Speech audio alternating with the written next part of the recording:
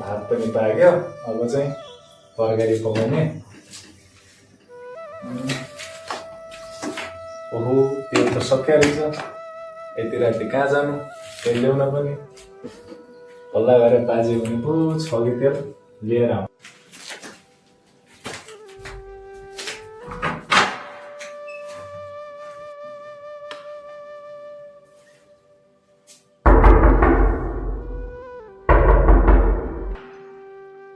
रातिमा ढोका ढ्याक गर्दै को आयो? ए पल्तिर कान्छ रहेछ।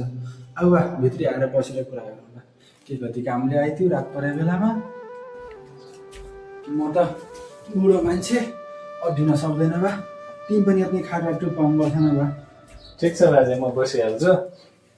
अनि बा यो रात परे बेला के कति कामले आइथ्यो? तरकारी पकाउनु लाग्यो तेल नै सक्यो कि अनि त्यही भएर तपाईँ भने तेल छ कि अलिकति भनेर चाहिँ पैसा माग्न आएको थिएँ। अनि बाबु भाडो के ल्याएको छु त्यसलाई नि?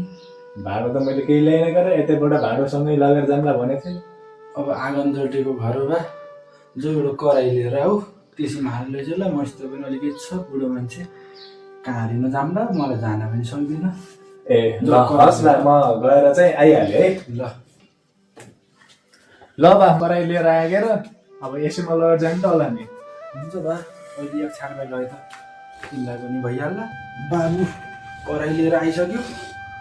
बाबु हेर घर विवाह चलाउन जति यति गाह्रो हो नि। यो तेल पनि बाबु हेर मँगेर किसिन्छ बा खैली अलिकति तेल हालिदिन्छु है। बाबु यति तेल भए त टन्नै हुन्छ होला नि बाबु है। यो बुढाका हात काम्छन् फेरि बिस्तारै तेल गर्ने हो कि।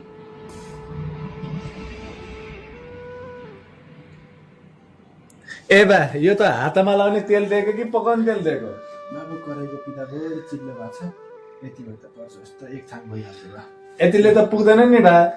अब के गर्छौ त बा बुढो मान्छे पसल जान पनि गाह्रो हो नि। यति तेल बचेको छ। अस्ति त खुब पैसा माग्न आएको थिएँ मसँग। अहिले हेर्दै यो तेलले के गर्ने?